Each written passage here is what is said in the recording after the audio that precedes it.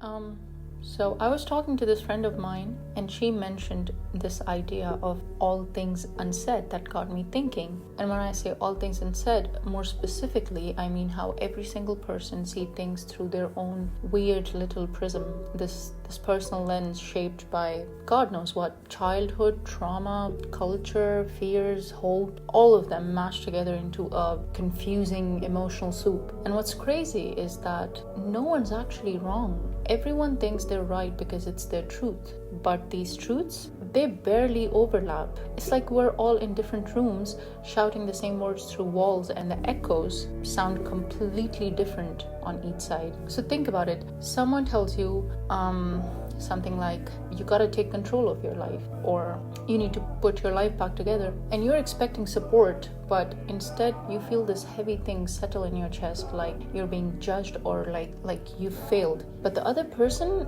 they're most probably trying to help, to console, maybe even love you in their own messy way, but somehow it feels like a slap. Why? Because they meant one thing, but you heard something else. And this gap, the space between what's said and what's felt, man, that's the place where all the unsaid stuff lives. It's not just silence, it's the meaning, the pain, the fear, the misinterpretations that fill the cracks between words. I wonder if we're just really bad at translating ourselves. Like, what if the biggest tragedy isn't that people don't care, but that they can't properly show that they do? Because we're trapped inside our own heads, and when we try to reach out, our message gets scrambled in transit. It's like being on a radio station broadcasting in a language only you understand, but you expect your listener to get the vibe, the feelings, the unspoken meaning. And when they don't, you feel this loneliness that's deeper than just being alone. And here's another twist. Sometimes we don't say things on purpose. Like, we choose silence because speaking up is scary, because maybe the risk of being understood or rejected or hurt is just too high. So the unsaid grows like a shadow that follows you around, but no one else sees it.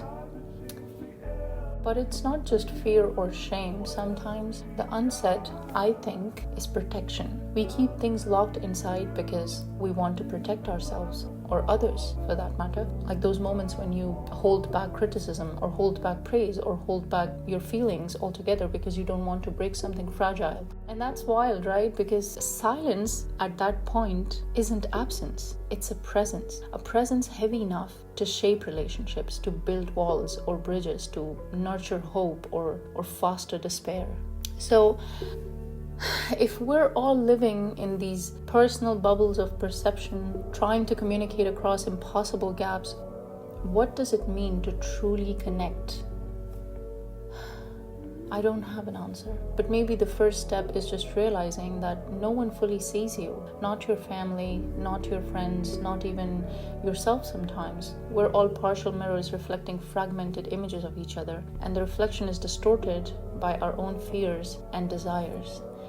And here's where it gets mind-bending. What if all the pain we carry from others is really just the pain of never being fully understood? Not just by them, but by ourselves. What if the hardest thing is not the external judgment, but the internal disconnect?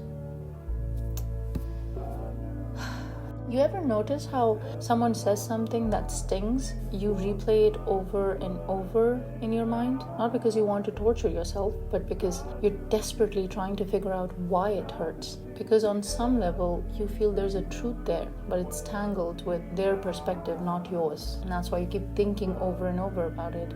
And so we live in this constant negotiation with ourselves and the world. We want validation, but can't always get it. We want to express ourselves, but risk being misunderstood. We want to love, but fear rejection.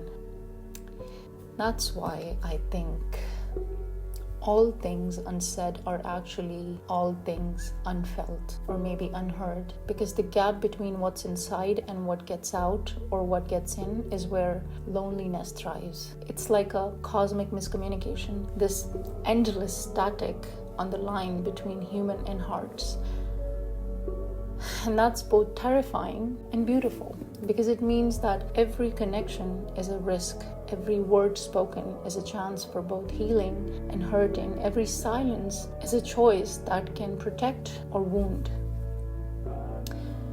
So I guess what I'm saying is that maybe we need to get comfortable with the discomfort of not being fully understood. Maybe we need to accept that the other's truth isn't our truth, and that's okay. That doesn't mean we love or care less. It means we're human.